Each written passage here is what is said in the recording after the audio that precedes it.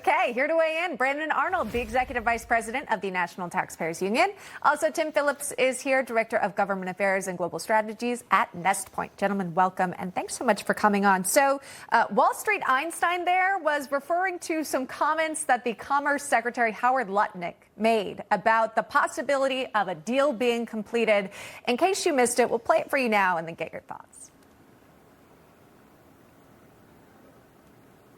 We have every country in the world, just like Donald Trump has said, who wants to do a deal with us. Now, here's the point. I have a deal. Done. But I need to wait for their prime minister and their parliament to give its approval. But you have to remember, they have prime ministers, they have parliament, they have to work through their process. But all of these are going to be coming. And what they're going to be is they're going to be incredibly smart, incredibly thoughtful. They're going to unleash the ability for us to export to them to grow. And they are going to also protect our industry so we can grow. And I think our GDP is going to pop from there. So then, as Sean and I are discussing, which country would fit that description there, Brandon? We're trying to figure out which ones got the deal. But either way, what will you be watching for in the coming days?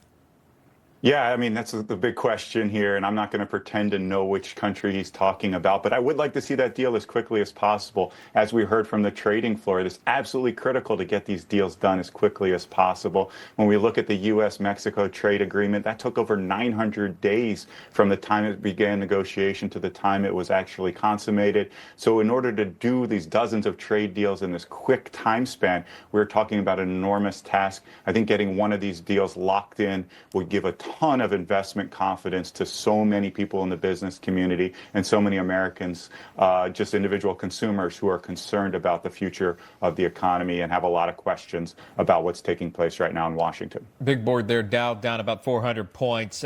Tim, on the heels of today, there is an Investing in America event happening. The president is speaking on that. That is happening at 4 p.m.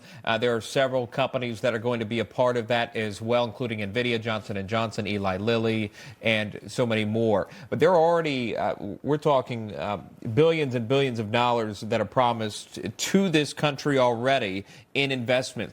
Does that give confidence? Is that a confidence booster? Every announcement by President Trump with business leaders from around the world and the United States that additional new investments are happening in the United States, that's a good thing. The administration has a good overall story to tell. Inflation down, it was 2.4% last month. That's the lowest since the fall of 2024. The job numbers were good. The market is turbulent, yes, because of the tariff announcements over the last month.